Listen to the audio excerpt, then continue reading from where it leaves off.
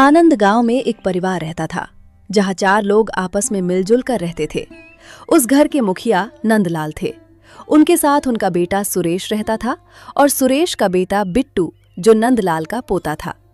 इस घर की इकलौती महिला नंदलाल की बहू अर्थात सुरेश की पत्नी कविता थी, जो पूरे परिवार को प्रेम और समझदारी से संभालती थी।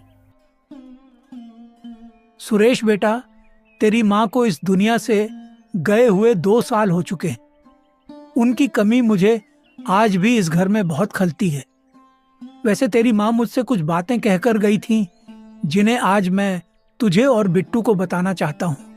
हाँ पिताजी, बताइए ना, माँ ने आपसे क्या कहा था? और पिताजी, मुझे भी माँ की बहुत याद आती है।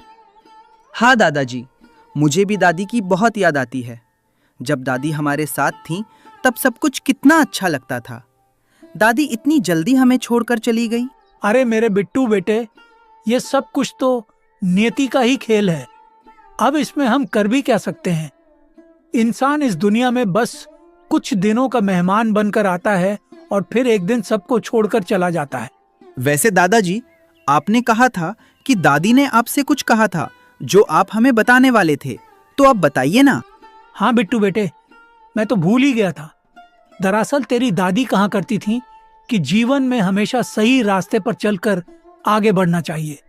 कभी भी किसी चीज के लालच में पड़कर गलत राह नहीं चुननी चाहिए। जीवन में परिस्थितियां कैसी भी क्यों ना हो, ईमानदारी का साथ नहीं छोड़ना चाहिए और ना ही कभी लालची बनना चाहिए। हाँ दादाजी, आपने जैसा कहा है, मैं हमेशा वैसा ही करने की कोशिश करूंगा। मैं बड़ा होकर एक अच्छा इंसान बनने की पूरी मेहनत करूंगा और आपके बताए हुए रास्ते पर पूरी ईमानदारी से आगे बढ़ूंगा। हाँ पिताजी, बिट्टू ने बिल्कुल सही कहा है। आपकी बात एकदम ठीक है। इंसान को हमेशा ईमानदारी के रास्ते पर ही चलना चाहिए और कभी भी दूसरों का फायदा नहीं उठाना चाहिए। जो कुछ भी करना हो, अपने ही दम पर और मेहनत से करना चाहिए।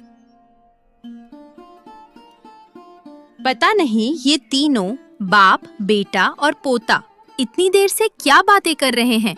खाना भी तैयार हो चुका है। लगता है मुझे ही जाकर तीनों को बुलाना पड़ेगा, ताकि उसके बाद सब लोग एक साथ बैठकर आराम से खाना खा सकें। कविता ने मन ही मन ऐसा